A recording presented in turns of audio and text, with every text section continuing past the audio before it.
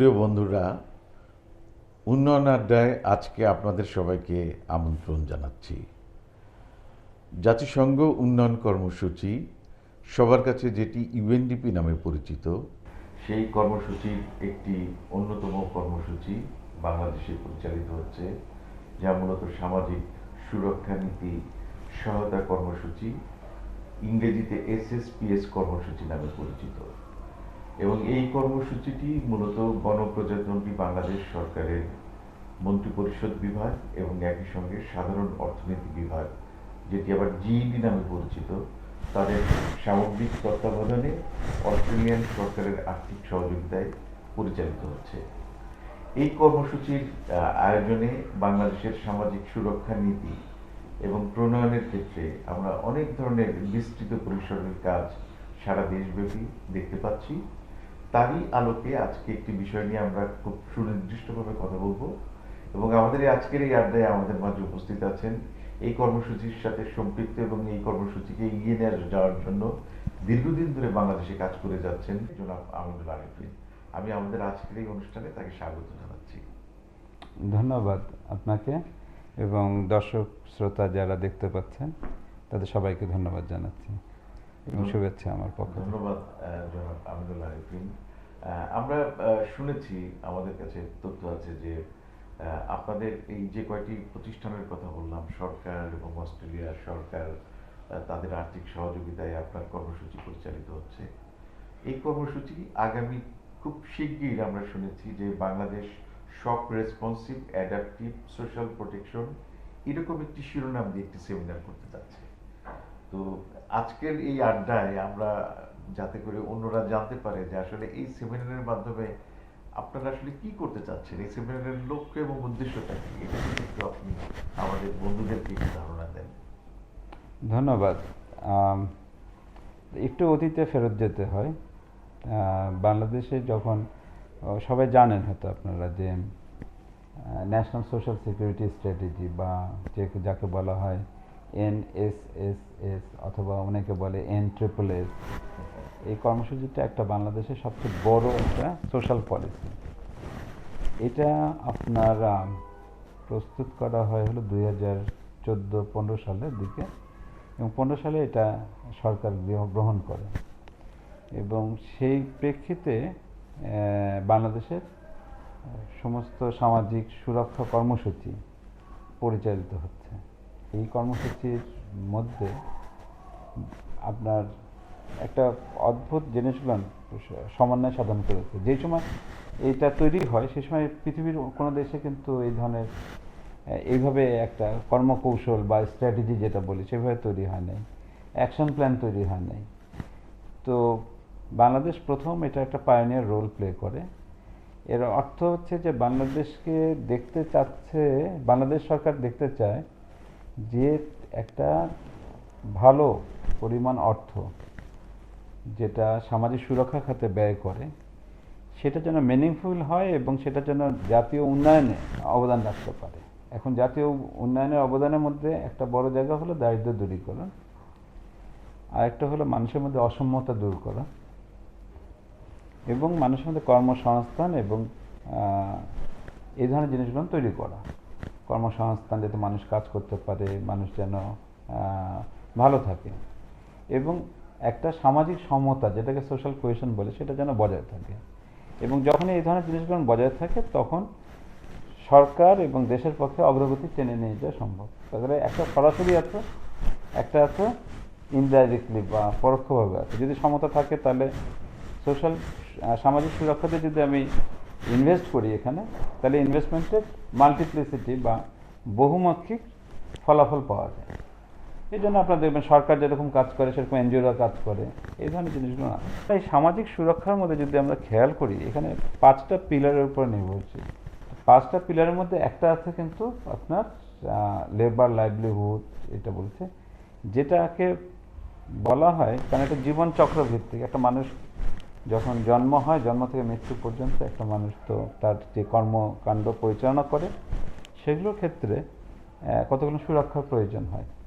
তো এখানে চলে আসে আপনার সংবিধান এবং সামাজিক চুক্তি, রাষ্ট্রের সাথে একজন নাগরিকের কি চুক্তি এবং রাষ্ট্র কি দিবে, নাগরিক কি দিবে, সেটা একটা কাহিনী বলা আছে সংবিধানের ভিতরে।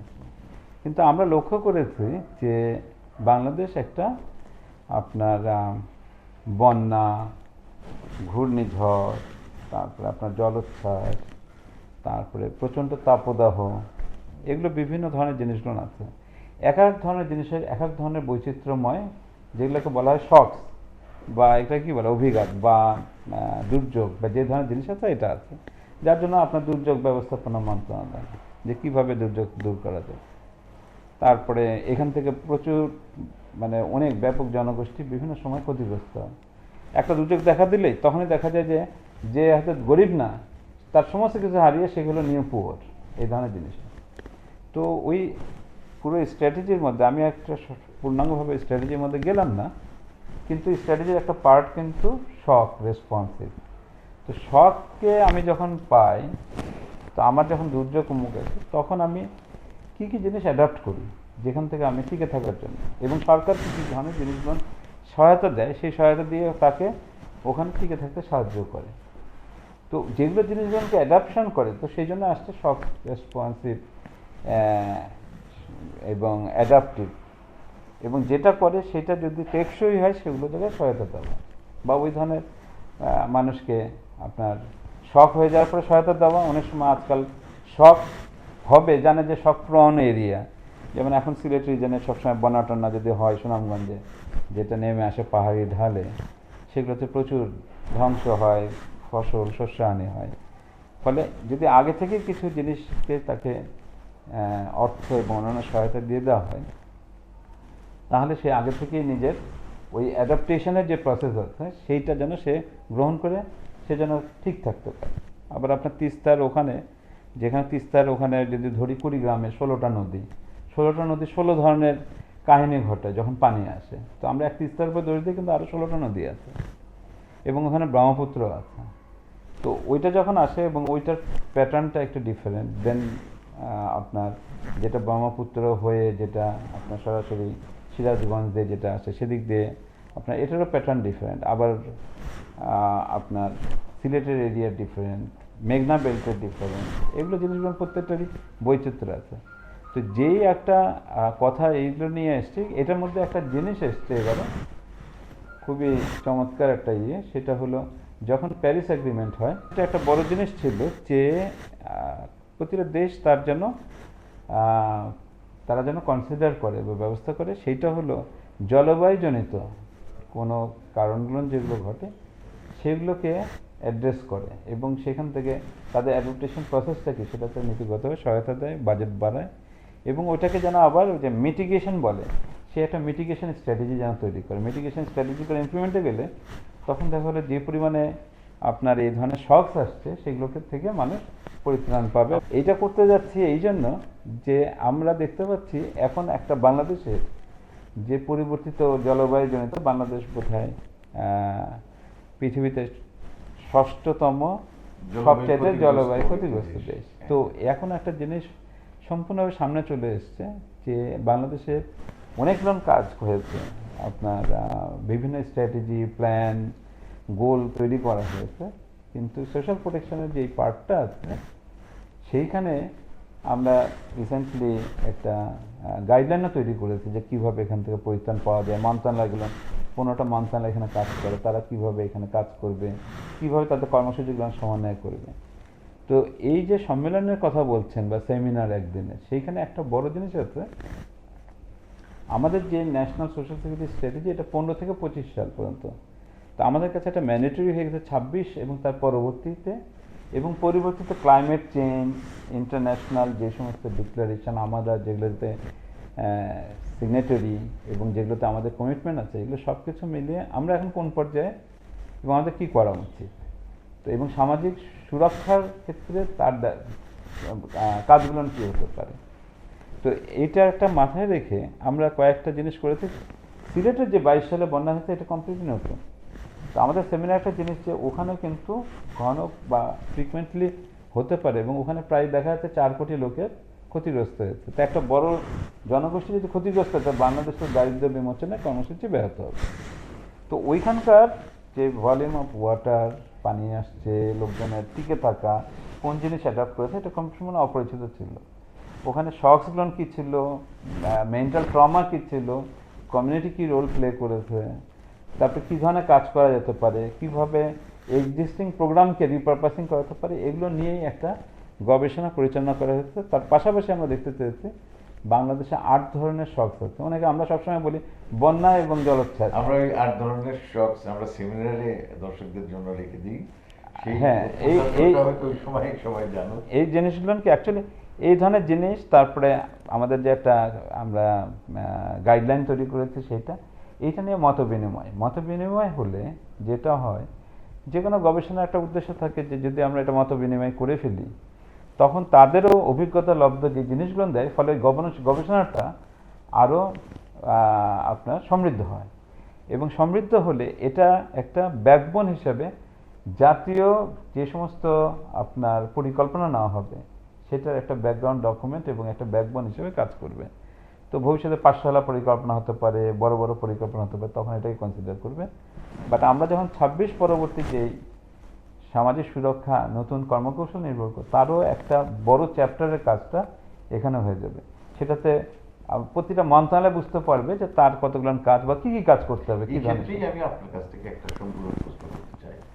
আপনার কাছে আমরা অনেক এর ব্যাকগ্রাউন্ড, এটার একটা হিস্টোরিক্যাল পার্সপেক্টিভ, অনেক কিছু জানলাম, এবং সেটার সাথে আপনি কানেক্টিভিটি করলেন, এক ধরনের পিছন দিকে ফিরে তাকানো, যে আমাদের যে বিভিন্ন ক্ষেত্রে দুর্যোগ প্রবণ এলাকাগুলোতে ভিন্ন মাত্রা, বিভিন্ন জায়গা থেকে অনেক ধরনের নতুন নতুন ক্ষেত্র তৈরি হচ্ছে, তার পার্সপেক্টিভ হয়তো এই সেমিনারে আমরা দেখতে পাবো।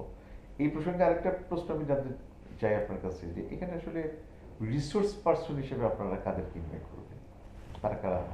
অবশ্যই এখানে থাকবে যারা নীতি নির্ধারক, যারা সে অবশ্যই থাকবেন সংশ্লিষ্ট মন্ত্রণালয়ের সংশ্লিষ্ট যারা কর্মসূচি বা নীতিগত বিষয়ে সিদ্ধান্ত গ্রহণের ক্ষমতা রাখেন তারা, যারা প্রোগ্রাম বাস্তবায়ন করেন তারা, কারণ তাদের অভিজ্ঞতা লব্ধ। নীতিতে অনেক কিছু বলা যায়, কিন্তু অভিজ্ঞতার থেকে বাস্তবায়নের অভিজ্ঞতা থাকলে সেই অনুযায়ী যদি যে নীতিগুলো আছে সেগুলোকে রিফর্মুলেট বা পুনর্মূল্যায়ন করে নতুন করে বানানো যায়, তাহলে সেটার একটা সুযোগ থাকবে। খুব প্রাসঙ্গিক হবে যারা হলো এগুলো নিয়ে গবেষণা করেন, তারা থাকবেন।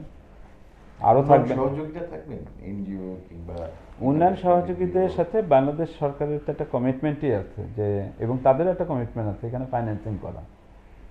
তো তারা এখানে থাকলে তারা, আমার ধারণা তারা আরও ভালো, যে বাংলাদেশকে তারা আমি বলছি যে শখ, বাংলাদেশকে যখন ওরা দেখে যে হ্যাঁ এখানে প্রচুর শখ, ন্যাচারাল শখ আছে, তো ওটাকে যখন তারা দেখে সেটাকে তারা আরও ভালোভাবে জানার প্রয়াস পাবে। এবং শুধু তাই না, তাদের ফাইন্যান্সিং স্ট্র্যাটেজিটাও খুব ভালো হবে। এটা আমি একটা উদাহরণ দিই। আমরা যখন এই স্ট্র্যাটেজি বানাই, ন্যাশনাল সোশ্যাল সিকিউরিটি স্ট্র্যাটেজি বানাই, এরপর আমাদের কাছে দাবি আসলো মন্ত্রণালয়ের কাছ থেকে যে আমরা এটা বাস্তবায়ন কীভাবে করবো। আমাদের প্রথম পরিকল্পনায় অ্যাকশন প্ল্যান বানানোর কিছু ছিল না। আমরা মনে করি যে প্রোগ্রাম সেভাবে বাস্তবায়ন করবে। পরে আমরা কিন্তু একটা অ্যাকশন প্ল্যান 1 এবং অ্যাকশন প্ল্যান 2 দুটোও তৈরি করেছি। এই অ্যাকশন প্ল্যান যখন তৈরি করেছি, এটা একটা কাহিনী মজার, আপনি তাকে দেখবেন। এই অ্যাকশন প্ল্যানের বেসিসে 248 মিলিয়ন ইউরো ইউরোপিয়ান ইউনিয়ন প্রথম budgetary support as a grant, কোনো লোন না, এটা এই হিসেবে দেওয়ার জন্য তারা এগিয়ে আসলো। ফলে এটা একটা বড় সাকসেস। এরপরে ওয়ার্ল্ড ব্যাংক এলো 300 মিলিয়ন। পরবর্তীকালে আপনি দেখবেন যে সোশ্যাল ওয়েলফেয়ারের সাথে ডিজিটাইজেশনে তারা ফাইন্যান্সিং করছে।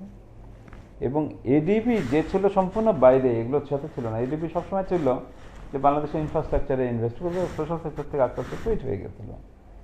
ওরা যখন ব্যাক করলো, তখন তারা ব্যাক করলো যে ওল্ড এজ ইউনিভার্সালিজম এটা।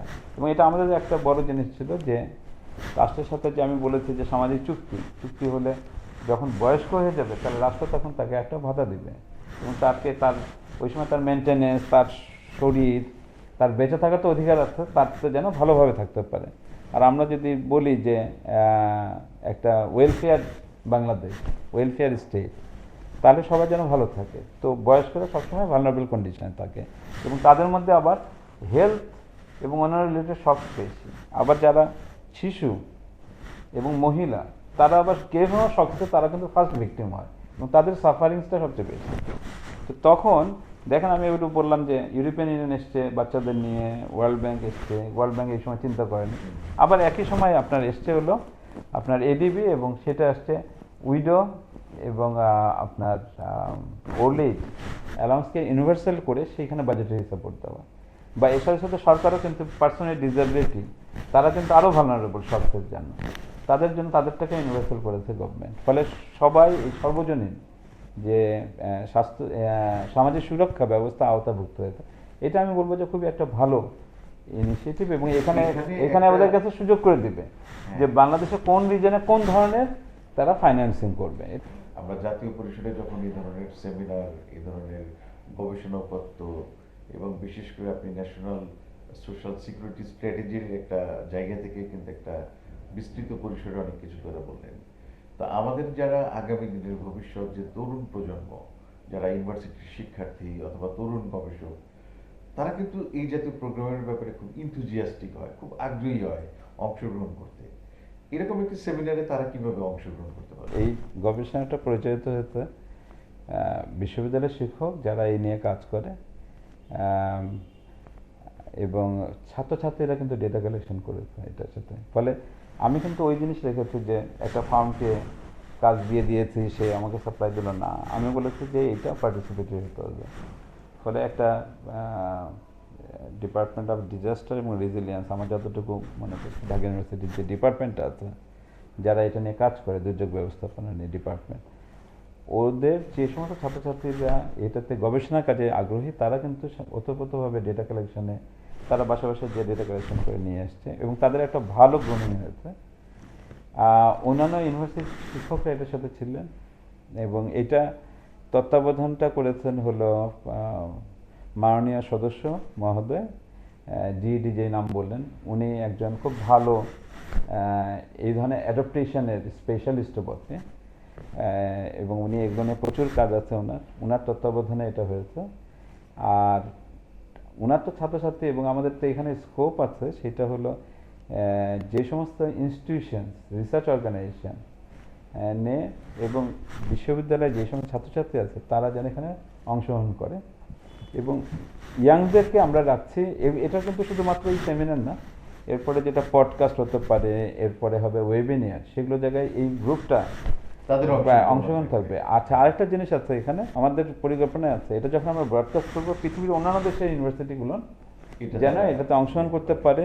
আমাদের ডেভেলপমেন্ট পার্টনার অস্ট্রেলিয়ান গভর্নমেন্টের যেটা বলি যে ডিফ্যাট বলি, সেই ডিফ্যাটের হেডকোয়ার্টারে ওনারাও এটাতে পার্টিসিপেট করবে।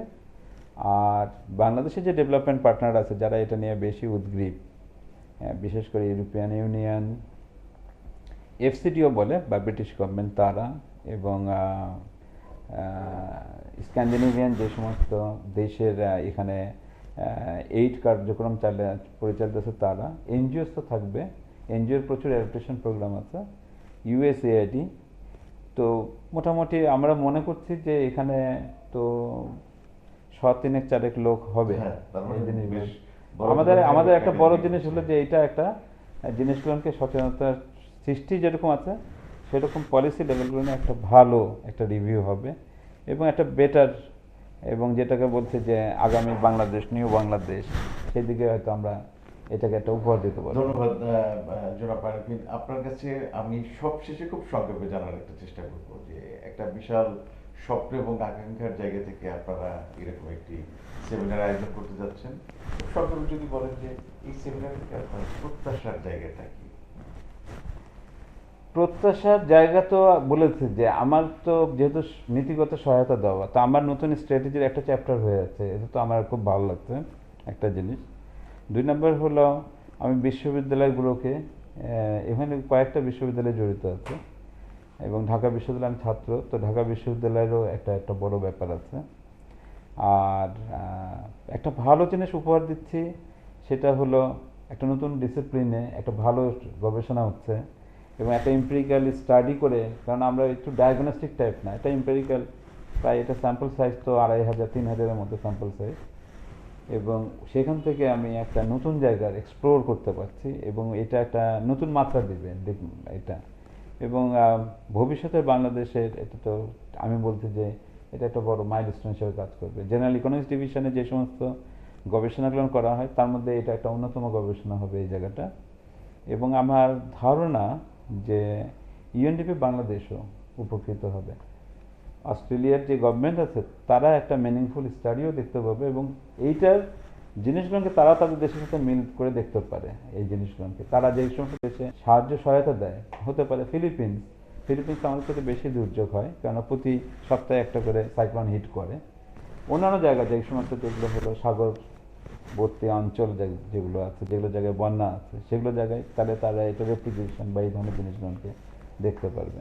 আর আনডাউটেডলি বাংলাদেশে যে প্রোগ্রামগুলো আছে সব রেসপন্সিভ, সেই রেসপন্সিভ প্রোগ্রামগুলোকে তারা রিমডেলিং করার একটা স্কোপ পাবে। এখন তো সামনে নতুন বাংলাদেশ, নতুন জিনিস আসছে, নতুন রিফর্ম শুরু হয়েছে এবং সামনে তো এটা রিফর্ম তো আর চলমান প্রক্রিয়া, তো সেটাতে তো ডেফিনেটলি সাহায্য করবে। ধন্যবাদ জনাব আমিনুল আরিফিন, আপনার মূল্যবান অনেকগুলো মতামত পরামর্শ, বিশেষ করে সময় উপযোগী এ ধরনের একটি পদক্ষেপ আপনারা নিতে যাচ্ছেন, এই কারণে আপনাকে ধন্যবাদ জানাচ্ছি।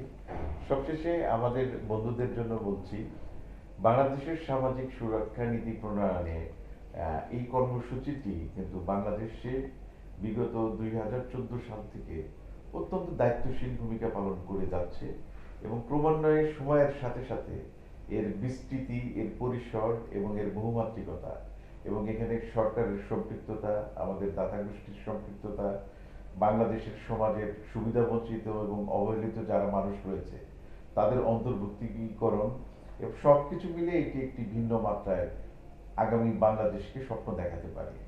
আমরা আশা করব এতক্ষণ ধরে জনাব আমিনুল আরিফিন তার যে স্বপ্নের কথা বললেন, এই কর্মসূচিকে ঘিরে শুধুমাত্র একটি সেমিনার কেন্দ্রিক জায়গা না, বিস্তৃত পরিসরে এটাকে তিনি যেখানে দেখতে চান সেই জায়গা থেকে আমরা প্রত্যাশা করব এই ধারণাগুলো, এগুলোকে যদি আমরা অত্যন্ত সুপরিকল্পিত, সর্বাত্মক এবং সর্বোত্তম সদ্ব্যবহার নিশ্চিত করতে পারি বিভিন্ন কর্মসূচির মাধ্যমে, তবে অবশ্যই আজকের বাংলাদেশ আগামী দিনে আরো অনেক বড় উচ্চতায় পৌঁছে যাবে। এতক্ষণ আমাদের সঙ্গে আপনারা থাকার জন্য আপনাদের সবাইকে ধন্যবাদ জানাচ্ছি।